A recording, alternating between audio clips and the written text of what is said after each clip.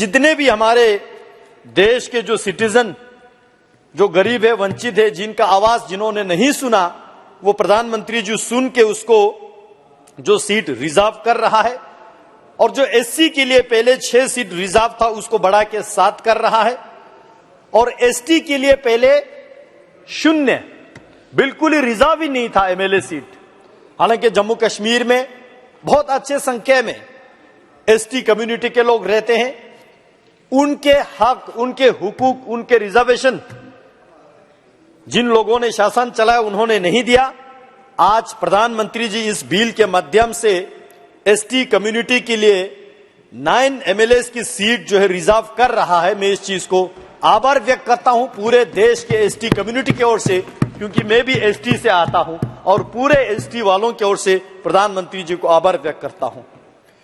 इसी के साथ साथ कश्मीरी माइग्रेंट और विस्थापित लोगों के लिए जो 2 सीट रिजर्व कर रहा है, और इसमें भी गौर करने वाले बात यह है, प्रधानमंत्री जी किसी भी पॉइंट को बाहर ना छोड़े, इस बात का सुनिश्चित करते हुए इसमें भी वुमेन का रिजर्वेशन गारंटी दे रहा है। मैं इस चीज को आभार व्यक्त करता हूं। वैसे देश के जितने भी हमारे नारी शक्ति है, प्रधानमंत्री जी की ओर आभार व्यक्त हमेशा करते रहेंगे। इसी नए संसद भवन में वुमेन रिजर्वेशन बिल पारित करके पूरे देश में एक वुमेन सशक्तिकरण करने का जो काम किया, उसी के साथ आज लगे हाथों जम्मू कश्मीर के विधानसभा में भी जो कश्मीरी माइग्रेंट और विस्थापित लोगों में वुमेन रिजर्वेशन को भी इंश्योर कर रहा है। उसी के साथ साथ जिस रिजर्वेशन के जो बिल को अमेंड करके इसमें जितने भी, चाहे वो सरकारी नौकरी में हो या प्रोफेशनल एजुकेशनल इंस्टीट्यूशन में हो, हमारे बच्चों को रिजर्वेशन देके प्रधानमंत्री जी जो है एक बार फिर से जम्मू कश्मीर के युवा पीढ़ी को एम्पावर करने का जो काम इस बिल के माध्यम से कर रहे हैं। मैं अभी सुन रहा था इस बिल के चर्चा पे, बहुत लोगों ने ये पूछा कि वहां पे इलेक्शन क्यों नहीं हो रहा है, और शायद असेंबली इलेक्शन के बारे में पूछ रहे होंगे, क्योंकि ऐसा तो नहीं है कि बिल्कुल ही वहां इलेक्शन ही नहीं हुआ। मैं बताना चाहता हूं, मुझे अपने पार्टी ने जनसंपर्क अभियान के मत जो चलाने के लिए मुझे साउथ कश्मीर का जो जिम्मेवारी दिया, साउथ कश्मीर के जो 4 डिस्ट्रिक्ट में जाने का मुझे मौका मिला, और वहां साउथ कश्मीर यानी कि सबसे जो मिलिटेंट अफेक्टेड एरियाज माने जाते हैं, वहां जाने के बाद वहां मुझे 2-3 रात रुकने का भी समय मिला, और वहां अपने पार्टी के कार्यकर्ताओं के अलावा वहां के दुकानदारों से, डिस्ट्रिक्ट लेवल के जो एम्प्लॉय से, वहां के अलग अलग जो स्टेक होल्डर से मिलने का जो मुझे मौका मिला। मैंने वहां लोगों को पूछा कि 370 खत्म होने के बाद 2019 के 5-6 अगस्त के जो डिसीजन के बाद यहां जम्मू कश्मीर के और खासकर कश्मीर के जो साउथ कश्मीर के एरिया में क्या चेंजेस आया, लोग क्या महसूस कर रहा है। और मैंने यह भी पूछा कि यहां पे असेंबली इलेक्शन जल्दी होना चाहिए या देर से होना चाहिए।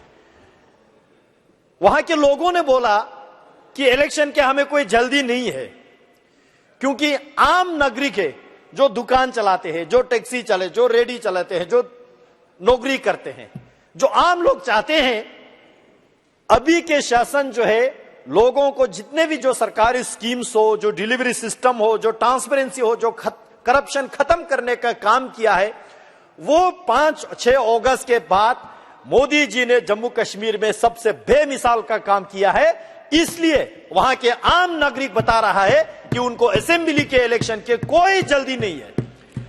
हम समझते हैं जिन लोगों को अभी कुर्सी नहीं मिला है वो थोड़ा चिल्लाएंगे, लेकिन कुर्सी मिलने के बाद क्या करेंगे?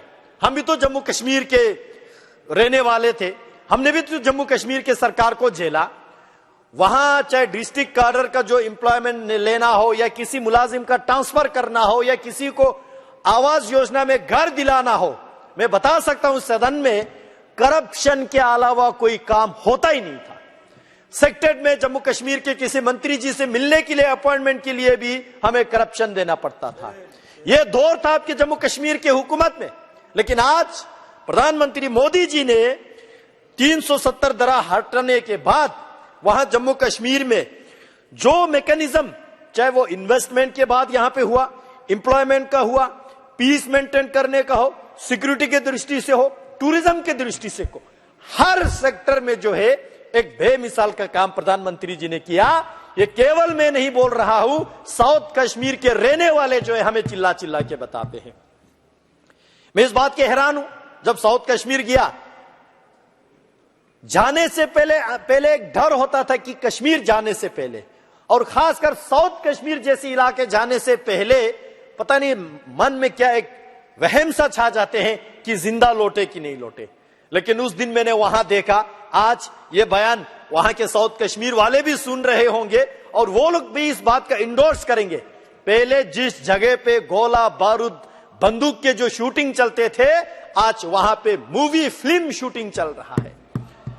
पहले जो वहां महीना महीना साल साल कर्फ्यू चलते थे, दफा 144 लगा के बंद रखते थे, आज वही दुकानदार बोल रहा है कि पिछले 1.5 साल से उनके दुकान एक दिन एक रात भी बंद करना नहीं पड़े, बल्कि रात के 11 बजे तक जो है वहां की दुकानें खुले रहते हैं।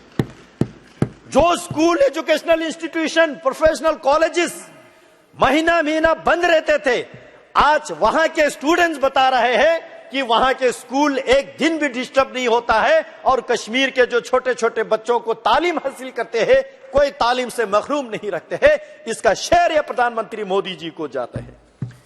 जम्मू कश्मीर टूरिज्म के अलावा सेफ्रून के नाम से जाने जाते हैं, एप्पल के लिए जाने जाते हैं।